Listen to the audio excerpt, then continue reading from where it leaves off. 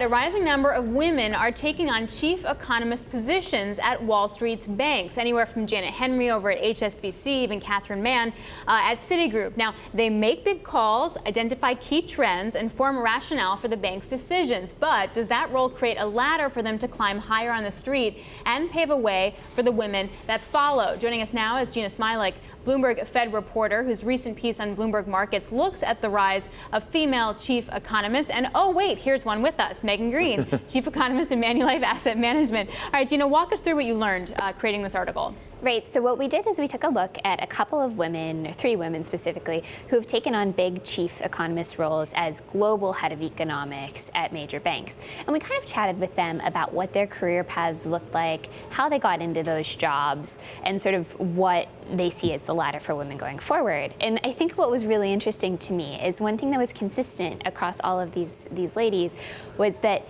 they weren't necessarily looking to get into some big job in banking when they got into economics. You know, 2 of them weren't even looking to actually become economists. They wanted to be correspondents or something of that nature.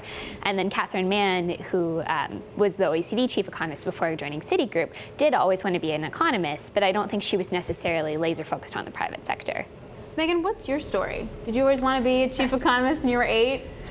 No, I mean, I was a molecular biology major through most of college and switched, switched really last minute. Saying, yeah, much to my parents' great horror, actually. So no, in many ways, I'm an accidental economist. I didn't know I wanted to be an economist forever, and my career path has included teaching at a boarding school, consulting for the Prince of Liechtenstein. I mean, it wasn't until later that I discovered this is what I really love to do. Has there been a shift, as you experienced, in people hiring and promoting? Because one of the points in this piece is now, when people call up, they say, do you have a woman? Specifically, whereas before it was the reverse, if anything. Yeah, so I think that does come into it, not just with recruiting, but in terms of speaking. You know, I can't tell you how many manels I've been on, so all male panels. Manels? Yeah. I hadn't heard that. Trying to make it stick, the phrase, but you know, I can't tell you how many times I've been the only female on a panel, and how many times people have said, well, we really need a woman. So that can be a benefit sometimes. So, Jeanna, in your work, what did they wind up saying? Like, is it easier now for women to get up, or is it still just that one-off? I think one of the things that I found most interesting about reporting this story is that we're seeing this shift where banks, and particularly central banks, are starting to really value a microeconomic skill set, and they're looking to hire more microeconomists.